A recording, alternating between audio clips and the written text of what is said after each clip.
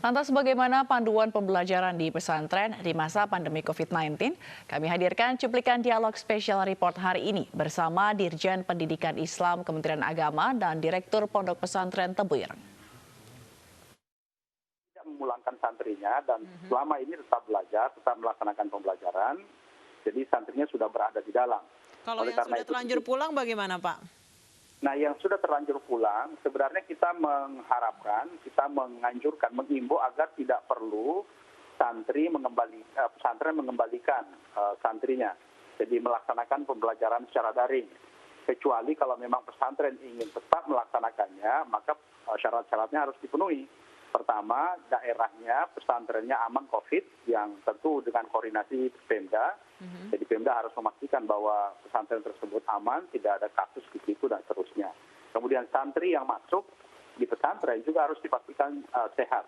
Jadi sebelum masuk pesantren harus dilihat dulu, dites dulu. Setidaknya suhu badannya dilihat apakah sehat atau tidak. Gitu. Jadi harus sama-sama menjaga protokol kesehatan ini. Jadi bagi mereka, sekali lagi, bagi pesantren yang tidak memulangkan santrinya ke pesantren, maka diharapkan akan melaksanakan pembelajaran secara daring. Oleh sebab itu, dukungan pemerintah, intervensi pemerintah atau afirmasi pemerintah yang akan diberikan, itu ada, insya Allah akan kita berikan bantuan operasional pesantren dan juga bantuan pembelajaran daring. Jadi misalnya kita lihat di Jawa Timur ya dan di beberapa tempat yang lain, santri-santri di rapid test oleh lembaga yang membantu. Ada pihak swasta, ada juga bantuan dari COVID dan juga pemerintah daerah. Jadi kita berharap santri yang masuk di pesantren itu semuanya sehat sehingga ketika berada di pesantren itu tidak menularkan atau tidak ditularkan penyakit. Baik, saya ke Gus Lukman. Gus Lukman, kalau di Tebu Ireng sendiri seperti apa? Jawa Timur kita ketahui beberapa wilayah ini memasuki zona merah, angka penularan perharinya pun di Jawa Timur semakin meningkat. Di Tebu Ireng sendiri seperti apa? Baik, untuk kita di Tebu Ireng ini memang kita lebih mengedepankan kehati-hatian ya untuk mendatangkan santri ini. Sampai saat ini kami belum menentukan di tanggal berapa untuk kedatangan santri ke Tebu Ireng. Tapi tetap kami mempersiapkan protokol kesehatan sesuai dengan apa yang telah disampaikan oleh kementerian, baik itu dari gugus kesehatan, kita jalani.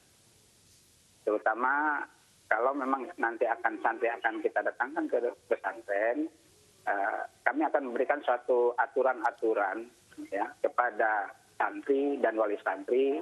Pertama, kalau santri mau datang ke pesantren, mereka harus dalam keadaan sehat.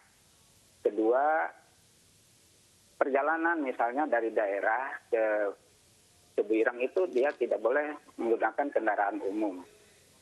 Seharusnya diantar oleh orang tua. Begitu juga sampai di pesantren kami akan tidak langsung masuk ke asrama. Mereka dikarantinakan dulu, diisolasi dulu selama beberapa hari, 10-14 hari, nanti kita karantinakan dulu di lokasi yang telah kami siapkan. Seperti itu.